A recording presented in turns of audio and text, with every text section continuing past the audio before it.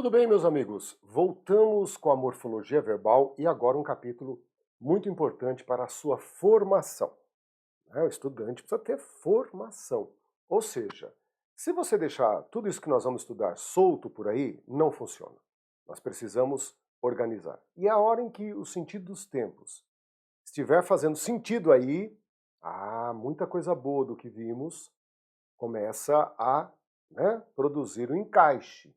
Ou seja, aquilo que lá no começo era muito distante, classificação dos tempos e modos, aqui começa a ficar mais concreto, mais íntimo, exatamente, íntimo. A relação visual, o trabalho, a conjugação, a observação dos elementos importantes, tempo primitivo, tempo derivado, formas isotônicas, esse conjunto teórico está amadurecendo. Acredite, ele está amadurecendo. E nós vamos entrar agora em uma das questões que tem alta recorrência e muita dificuldade. Eu digo para vocês teriam coragem de trocar tempos no dia a dia? Não. Se eu chego para minha esposa e digo assim, ó, eu te amo. Talvez, se ela estiver num dia bom, e hoje não está num dia bom, ela vai me dar um sorrisinho. Eu te amo. Ela vai manifestar uma face agradável, pelo menos. Tá legal? Agora, se eu chego perto dela e digo, você quer saber? Eu já te amei. Nossa! Aí eu tenho que me preparar para a violência física.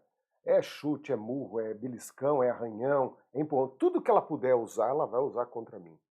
E se eu disser, ó, vou falar a verdade, eu te amava. Nossa, vamos sentar para conversar. Vamos ver o que está acontecendo, o que mudou. Ou seja, em cada momento em que eu usei o verbo, a reação dela, muito diferente, inclusive uma delas eu apanhei pra caramba. Então vou evitar. Amo, amei, amava. Nós nunca trocaríamos um tempo pelo outro. É por isso que eu sempre defendo a vocês a eficácia do dia a dia.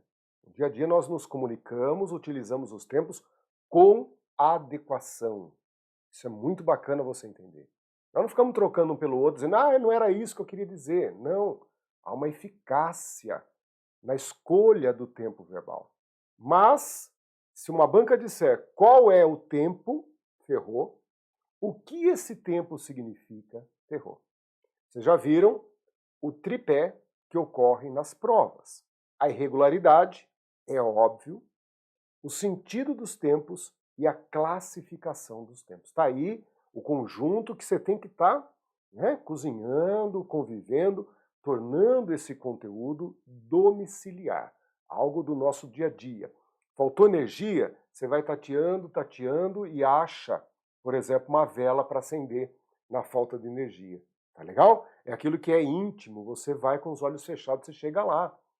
Então nós vamos agora trabalhar o sentido dos tempos, aprofundar, mas de olho nesse universo que vem sendo construído dentro da morfologia verbal. Legal? Chegamos então ao sentido dos tempos. Nós vamos trabalhar o indicativo. É óbvio que o indicativo é o mais importante, você tem que entender isso.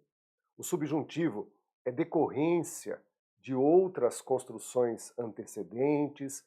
Então, quando você usa o subjuntivo, quase sempre é a oração subordinada, por isso que depende muito da oração principal, do tempo que ali se constrói. Por isso que a grande sacada, gente, é aprender os tempos do indicativo. Primeiro, se profissionalizar nos tempos do indicativo. 3, 5, 6. 6 tempos. Presente, pretérito perfeito, imperfeito, mais que perfeito, futuro do presente e futuro do pretérito. Agora é a hora de confirmar formas e conteúdo. O que aquele conteúdo verbal significa? Vamos lá. Primeiro, é o presente. O presente é aquele momento em que você, ao usar a linguagem, você está enunciando. É o ato da enunciação. Você é o enunciador e produz, então, uma enunciação. A enunciação é sempre no presente. É a nossa cadeinha, é o nosso lugarzinho perene, sempre no presente. O passado é o que foi vivido dependendo da situação, o imaginado. E o futuro é o que virá.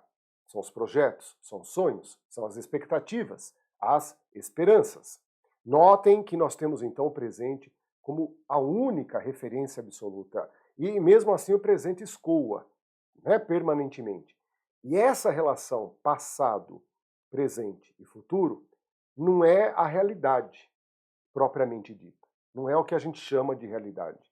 O que nós vamos falar aqui é uma linguagem, é um idioma, é uma representação dessa realidade. É por isso que tem tantos pretéritos, é por isso que tem tantos futuros.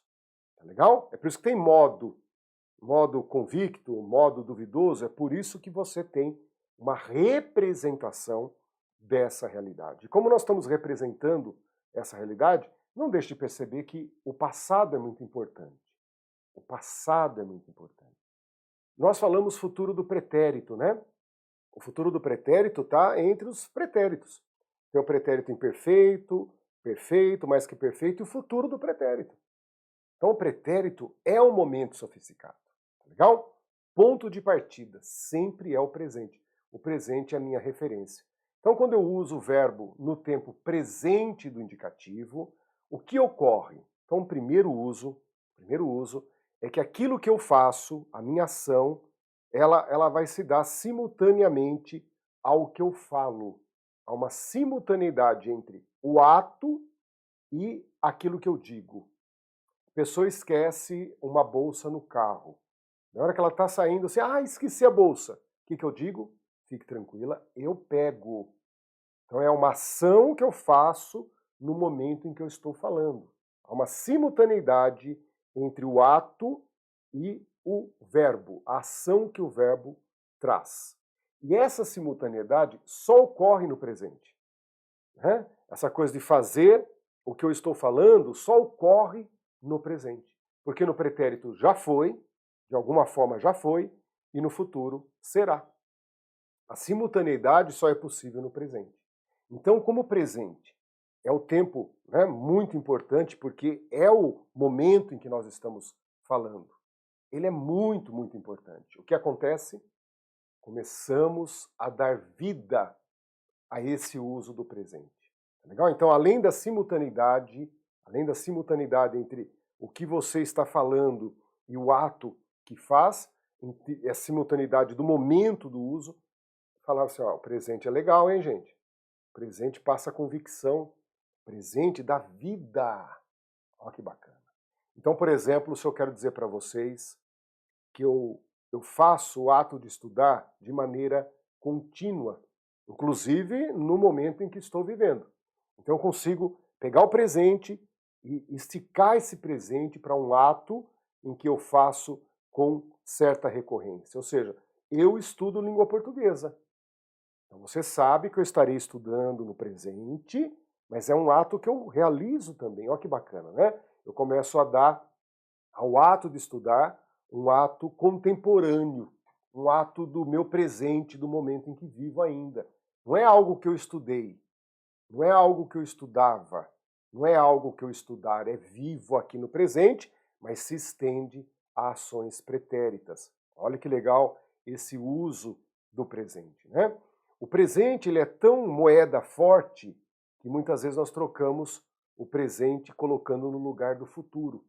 Em vez de você falar para o cara que você está devendo, você fala, não, fica tranquilo, fica tranquilo. Eu pagarei semana que vem. Esse pagarei, gente, fica longe. Cheira calote. Cara, é o futuro do presente, eu pagarei. Então, para transmitir mais convicção, para dar mais concretude à realização da ação, nós colocamos o presente no lugar do futuro. E dizemos, então, fique tranquilo. Eu pago semana que vem. Olha que bacana, né? Por quê? Isso passa mais credibilidade. Professor, tá certo? Claro que tá. Claro que está. Eu pago semana que vem, troquei pago por pagarei. Por quê? Porque eu pago, passa a quem me ouve uma credibilidade maior. Tá legal? Existe o presente para aquilo que é, vamos dizer assim, contínuo. Né? Contínuo. A Terra é redonda. Esse presente, então, mostra que a Terra é redonda aqui, mas é um ato contínuo, né? Perene, tá certo? também usamos o presente, gente, para aquilo que é narrado. Quando a gente vai narrar uma história, é óbvio que o narrado é sempre pretérito, é o já vivido. Não tem como contar uma história futura nem presente, é sempre o vivido que nós contamos, né? Tá certo? A não ser que o ato da enunciação se dê simultâneo ao ato vivido, mas aí já não é mais, né, um texto narrativo. O texto narrativo tem por ponto primordial contar algo, e o contar algo pressupõe que já foi vivido, já foi, né, visto, né, virou linguagem, virou representação. Então precisa ter ocorrido. Quando eu digo Pedro Álvares Cabral chegou ao Brasil, né, Pedro Álvares Cabral conheceu a região da Bahia, do litoral sul da Bahia, passou por lugares, né, e parou ali próximo a Porto Seguro. Quando eu narro isso para vocês, tá perfeito, chegou, já aconteceu. Só que eu posso usar o presente dando vida a tudo isso. Quando eu começo a dizer, então, Pedro Álvares Cabral chega, enfim, ao Brasil, procura lugares com segura, procura e não procurou, até que para e não parou. Por quê, gente? Porque dá vida. Aproxima a narrativa de 500 e tantos anos ao momento em que a pessoa me ouve, em que a pessoa me lê. Isso dá vida. É correto? Claro que é. Então, o presente, além de indicar essa simultaneidade entre ato e ação verbal, essa simultaneidade, nós temos também essas trocas que produzem uma vivacidade, uma credibilidade. Por quê, gente? Porque o presente é o momento em que você está aqui interagindo comigo. Por isso eu digo, não, fique tranquilo que eu te pago sim. Isso dá muito mais crédito do que eu te pagarei, né? Que deixa clara a ideia futura. O pago é uma percepção mais forte de que o ato vai acontecer. E aí é muito bacana, tá legal? Mas em prova, o presente tem pouca pergunta em relação a esses valores que ele possui. O pretérito, não tenho dúvida, ele é mais intenso, mais intenso. Então, vamos começar a estudar o pretérito. Imagine que você está aqui no presente, sempre no presente, olha para trás, olha para o vivido e vai contar as ações já finalizadas, já terminadas. Ontem eu estudei, ontem eu acordei, ontem eu almocei, eu jantei, eu dormi. É o pretérito perfeito. Perfeito porque a ação, né, ela se interrompeu, ela acabou. A duração da ação se interrompe. É uma ação no passado concluída, acabada. Acho que tudo bem, isso aí ninguém tem dúvida, é bem tranquilo. Mas para entender o pretérito perfeito e o outro, qual que é o outro? O pretérito imperfeito, eu tenho que emparelhar. Quando a gente opta entre um e outro é porque há uma intenção por trás. Vejam o primeiro uso do pretérito imperfeito. Indica ação repetitiva. Indica ação pretérita, ação passada, que demonstra rotina, demonstra frequência, demonstra que eu fazia aquilo com grande constância. Então, né, se eu digo para vocês, estão vendo aquele campinho? Eu joguei bola lá. Qual que é a impressão que dá? Que esse ato ocorreu uma única vez. Se eu quiser dar a ideia de que essa ação aconteceu várias vezes, mais de uma vez, eu vou ter que usar o pretérito imperfeito. É como se no tempo, lá passado, ele esticasse. O perfeito acabou, o imperfeito acabou também, mas ele mostra, né, uma extensão, mostra a repetição de ações lá no pretérito, ou seja, quando optamos pelo imperfeito, há uma intenção por trás. De mostrar, inicialmente, ação rotineira, ação que nós fazíamos no dia a dia, ação repetitiva que eu executava lá no passado. Eu jogava bola naquele campinho, você na mesma hora entende que eu ia várias vezes lá. Tá legal? E também o pretérito imperfeito, uma ação estava acontecendo no passado. Por exemplo, quando eu saí de casa, né, a minha esposa, ela fazia, trabalhava, olhava, ela fazia uma ação. E agora, nesse momento que nós estamos conversando, eu não sei se ela continua ou não fazendo. Aí é o pretérito imperfeito, indicando uma ação que começou lá no passado E eu não sei se ela vinha ocorrendo até agora. É uma ação, olha como que ela se dilata no pretérito, né? É uma ação que pode estar ocorrendo até o momento em que nós falávamos, né? Ó, quando eu passei lá no centro da cidade, a polícia corria atrás. Eu não sei se a polícia está correndo ainda. É um ato que eu vi, mas eu não tenho o domínio, a consciência, se a ação continua sendo realizada. Tá legal? Pretérito imperfeito é maravilhoso. E é maravilhoso para as ações da banca. O presente resguarda uma obviedade. O pretérito perfeito também resguarda uma obviedade. O problema começa aí, no pretérito imperfeito, que indica ação repetitiva no pretérito, indica ação que se estende, uma ação em processo que começou no pretérito e eu não tenho a consciência se já ou não se interrompeu. Tá legal? Nossa, eu passei lá no centro, a polícia, né, corria atrás dos malandros lá. Então, não sei se esse corria, que é o pretérito imperfeito, continua ou não continua. É essa a hora em que a ação em processo requer o pretérito imperfeito. Então, legal, você já vai destacar aí o pretérito imperfeito e, ó, ficar de olho. Mas nada, gente, nada se comparará ao que nós vamos ver na sequência. Nada.